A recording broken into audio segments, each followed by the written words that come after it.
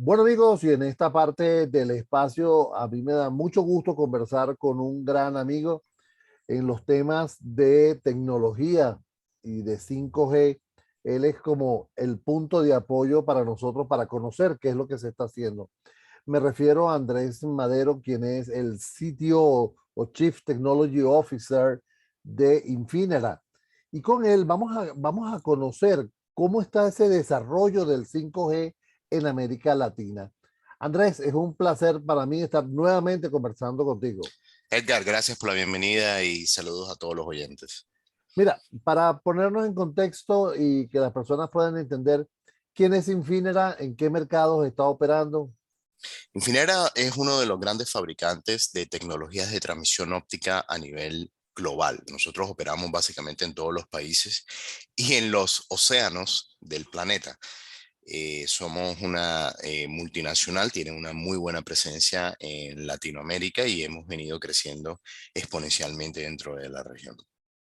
Fíjate, como siempre, el tema 5G está en boga, pero hay ciertos mitos y ciertas realidades que de verdad me gustaría aclarar contigo. ¿Qué tan cierto es que América Latina está preparada para ya estar en quinta generación cuando vemos que hay muchos países que están anunciando todavía desarrollos en 4G y en 4.5 como preparando el 5G, pero que definitivamente no están? ¿Qué está pasando en América Latina con el 5G? Bueno, en realidad América Latina, muchas partes de América Latina ya están preparadas para 5G, vienen en un desarrollo de hace 2 años en este proceso, ¿no? Lo que sucede es que por el hecho de yo ir a desplegar 5G no significa que no puedo seguir avanzando en 4G. Esto es un tema de cobertura.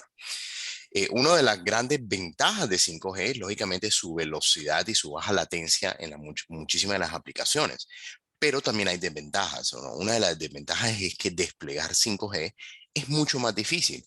Necesito poner más repetidoras, más juntas, tengo una densificación mucho mayor de lo que tenía la 4G. Entonces, si yo estoy en una parte del país donde no tengo ni siquiera cobertura y estoy tratando de llegar a esas zonas rurales, a veces es más fácil desplegar 4G, lo que me da todavía buena navegación en los celulares, donde me da servicios de voz, o sea, tengo un muy buen servicio, mientras que desarrollo en las partes más densas, en las áreas más metropolitanas de ese país, voy desarrollando mis plataformas de 5G. O sea, una cosa no excluye la otra. Yo puedo tener ambas redes funcionando como hoy existe también las redes de 4G y las redes de 3G al mismo tiempo. Ahora es que hay ese mito, ¿no? O sea, ya todo el mundo quiere estar en 5G y como lo que entiendo por lo que me dices es las antenas tienen que estar más cerca. Antes, quizás migrar de 3G a 4G usaba las mismas radiobases, lo que cambiaba eran los componentes, pero esa densidad era muy parecida. Ahora la densidad tiene que ser menor porque el radio o la huella que despliega el 5G no es tan amplia o tan lejos, no llega tan lejos para permitir esa cobertura. Eso es cierto. Sí, o sea, lo que tenemos es un conjunto de cosas, ¿no? Primero que todo, el tema de irradiación. Segundo, que el concepto de macrocelda como tal, o sea, un solo punto donde tengo absolutamente todo concentrado ha cambiado un poco. Nos hemos ido a un modelo que es un poco más distribuido, un modelo donde yo puedo tener una micro BTS, puedo tener una radio base en un semáforo, puedo tener una radio base en un edificio, puedo tener varias radio bases en un mall, por ejemplo. Entonces, el concepto de tener una sola radio grandota, una antena grandísima que cubre todo, yo creo que eso ha cambiado bastante. Una de las cosas que sí nos hemos dado cuenta es que el hecho de tú necesitar más puntos de interconexión de 5G te lleva a necesitar más puntos de interconexión a nivel de fibra.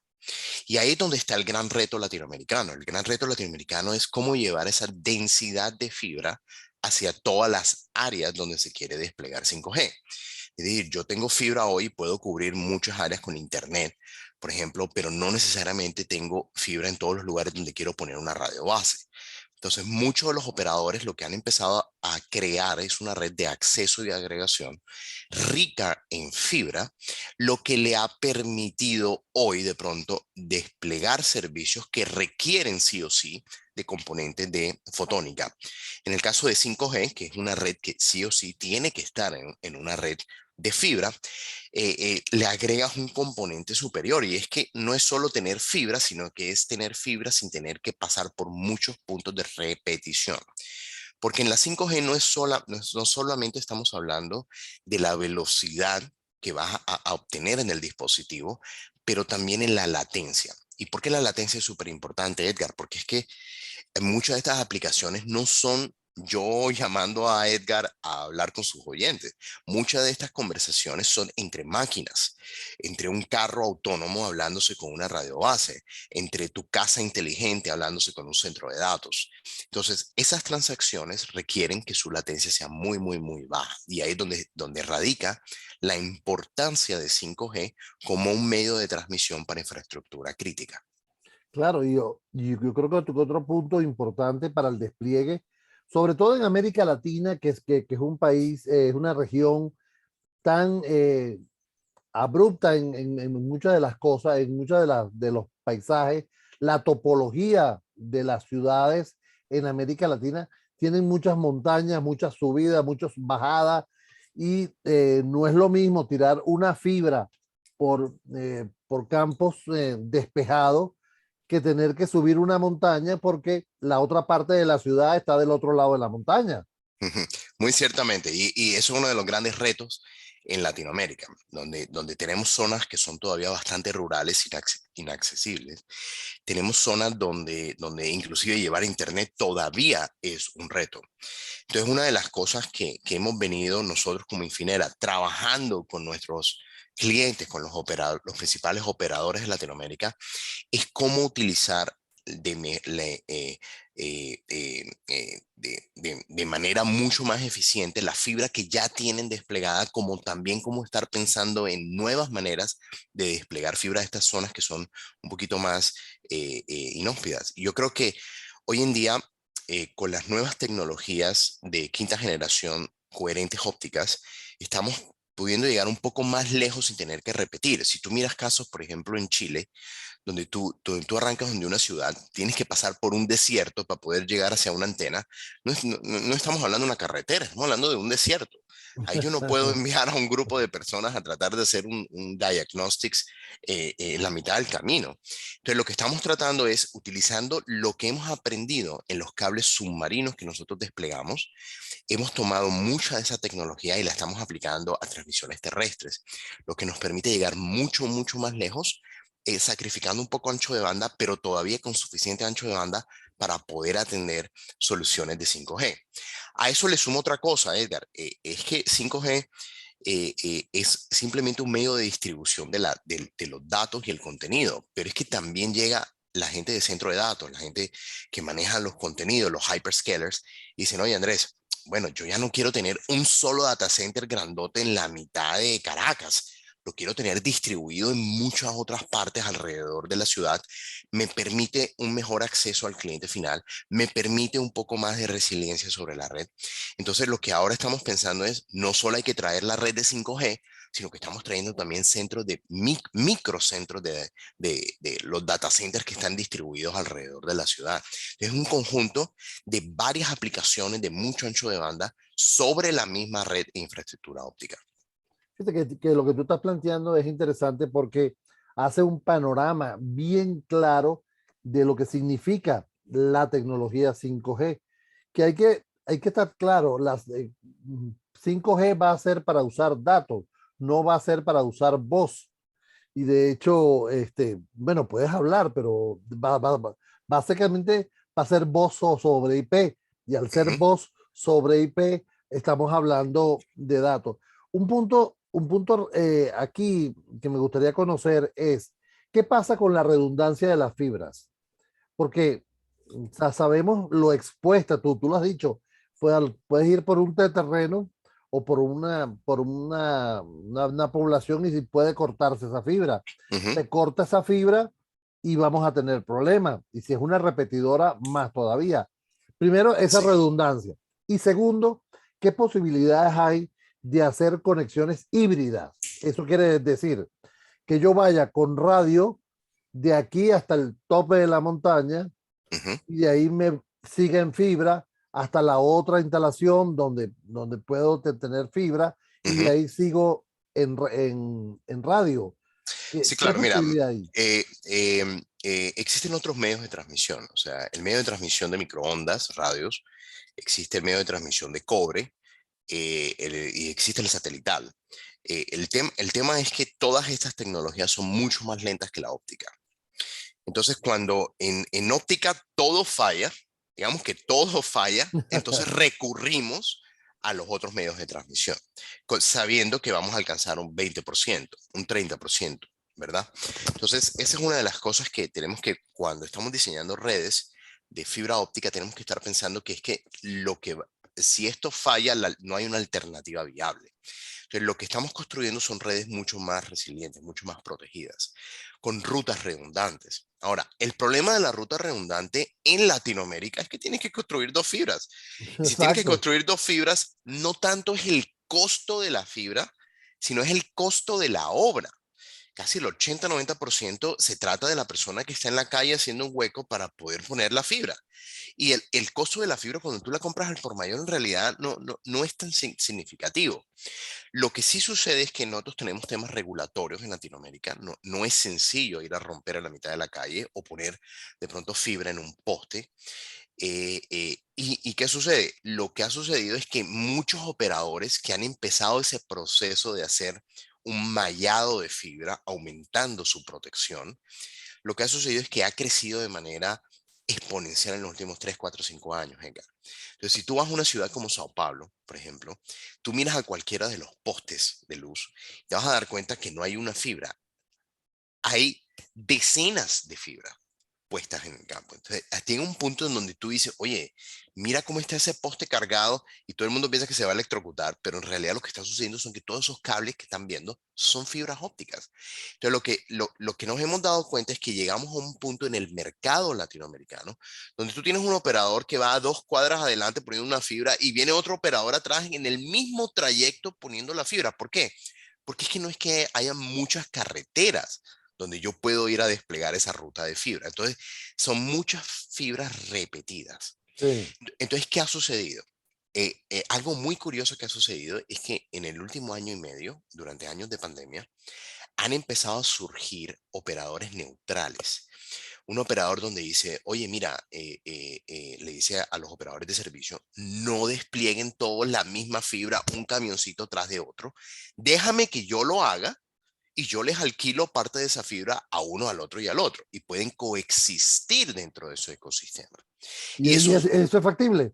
y eso, Eso, eso ha funcionado muy bien en Latinoamérica. Divides los costos, tienes uno, o sea, se comparten como tal los costos de la infraestructura y a la larga cada uno compite con el valor agregado de sus servicios. Curiosamente, también empezó a suceder con las torres. Entonces la gente de las claro, torres. la cohabitación de torres. Claro, la gente de las torres decía, oye, pero ¿para qué vamos a todos construir el mismo concreto, tornillo? Oye, tú tomas la parte de arriba, el cuarto piso, yo tomo el tercer piso y ahí ponemos nuestras antenas y compartimos la torre. Entonces han aparecido lo que son los tower co's. Son empresas neutrales que lo que están utilizando es la infraestructura para venderla a los operadores móviles que pueden coexistir. Entonces yo creo que ese modelo poco a poco se va a ir diversificando bastante porque a la larga no se trata de tener el asset de fibra, pero muchos de los operadores de servicios se están concentrando en la calidad de ese servicio, más no necesariamente en la infraestructura. Lo están haciendo y creo que es importante. Y muchas de estas empresas que son neutrales han salido de otras empresas que son operadoras, salen como una subsidiaria. Y Claro. yo creo que eso es un buen futuro para redes neutrales, redes abiertas dentro de Latinoamérica. Ahora fíjate, existiría, amigo, estamos conversando, como ya lo dije, con Andrés Madero. Él es el CTO o Chief Technology Officer de Infinera y estamos conversando sobre los temas de 5G en América Latina. Y más que todo, cómo funciona, cómo se despliega y qué hay que hacer. Fíjate, Este planteamiento de este tipo de empresas que van a prestar su fibra, podría caber la duda, ok, ¿qué pasa con mi tecnología si la tecnología de mía como proveedor A es diferente a la del proveedor B? Pero voy a meterme por el mismo canal. Ujú, ujú. Entonces, ¿qué pasa? Eso es una muy buena pregunta, Edgar. Ahí, y los ha llevado a los operadores de servicio y dice, oye, si tenemos la misma fibra, misma distancia, mismo, mismo tubo, misma deficiencia de la fibra, la misma temperatura inclusive dentro de... ¿Por qué un canal de transmisión óptica de un operador de servicio funciona muy diferente que el otro? Y ahí está en la tecnología del fabricante. Entonces, lo que nosotros diseñamos son equipos que utilizan ese espectro óptico dentro de la fibra de la mejor manera que está en el mercado. Nosotros tenemos en este momento el récord mundial de densidad espectral, de meter la mayor densidad de datos dentro de esa fibra a nivel global. Y ahí es donde Infinera ha venido trabajando con todos los operadores de servicio y le dice, oye, mira, en vez de comprar 3, 4, 5, 6 canales de 100 gigas, compra uno de Infinera que es de 600. ¿Por qué? ¿Por qué ir a pagar 6? Entonces dice, no, no, Andrés, pero es que 600 no va a pasar por esa fibra, digamos, de Bogotá a Barranquilla, eso está muy lejos, la fibra está en muy malas condiciones.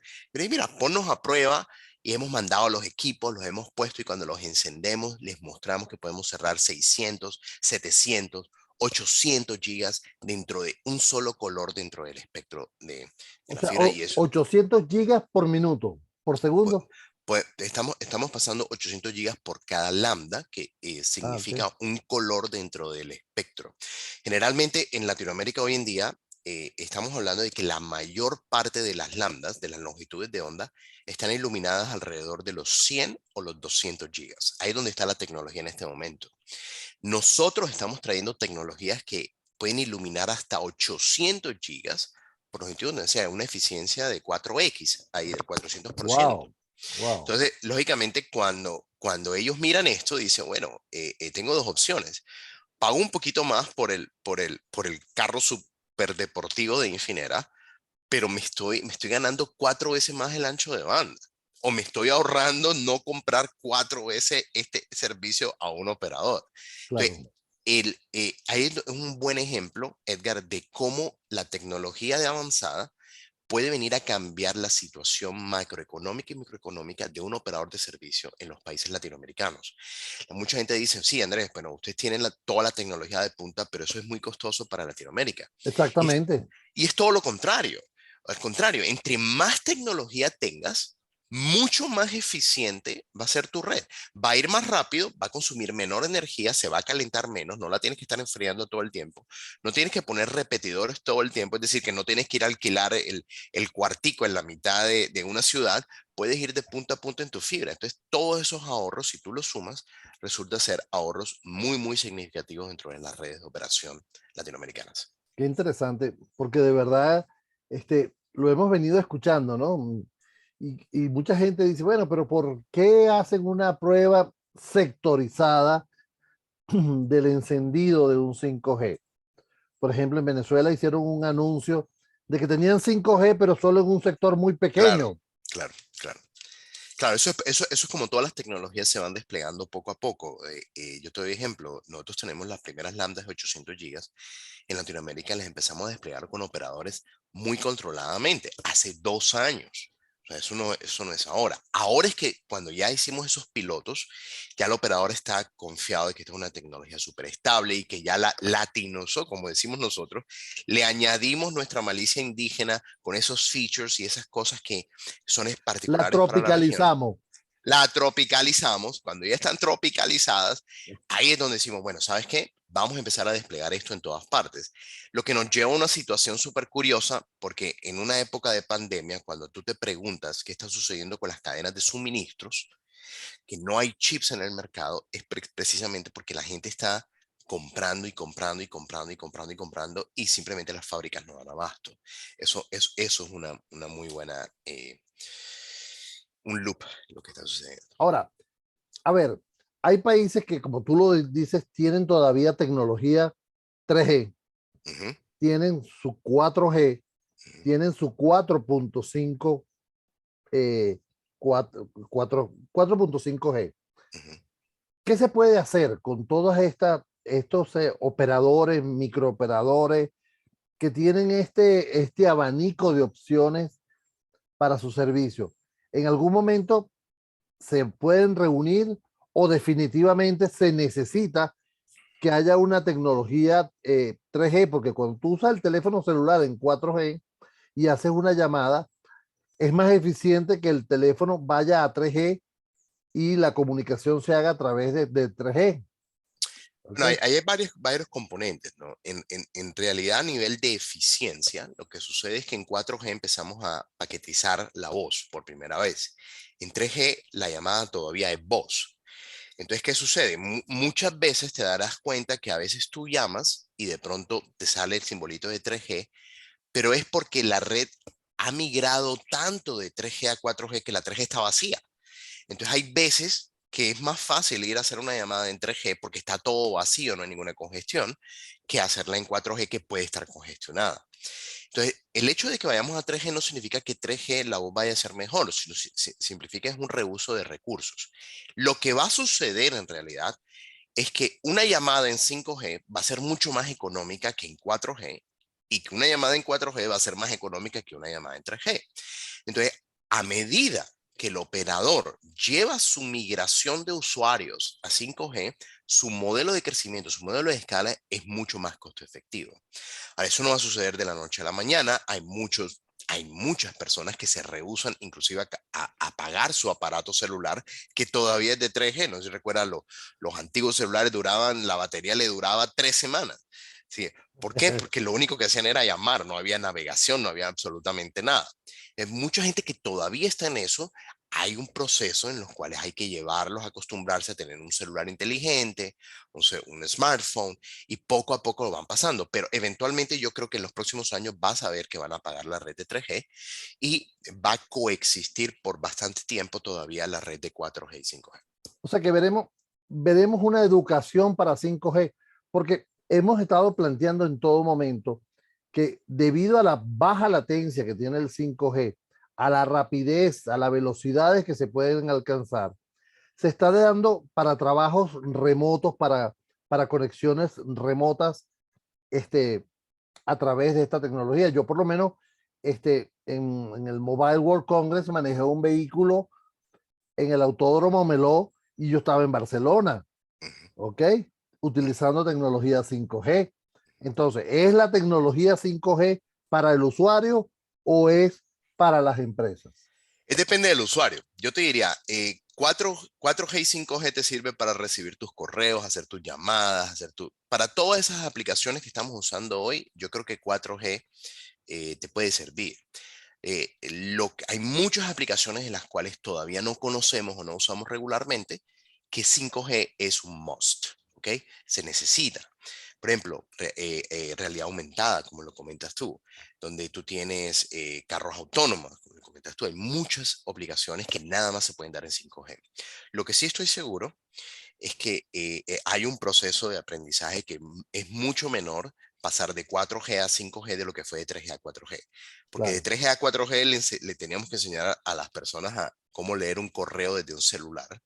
Hoy en día de 4G a 5G vas a seguir leyendo tu correo y probablemente del mismo aparato que es muy parecido, el sistema operativo va a ser muy igual.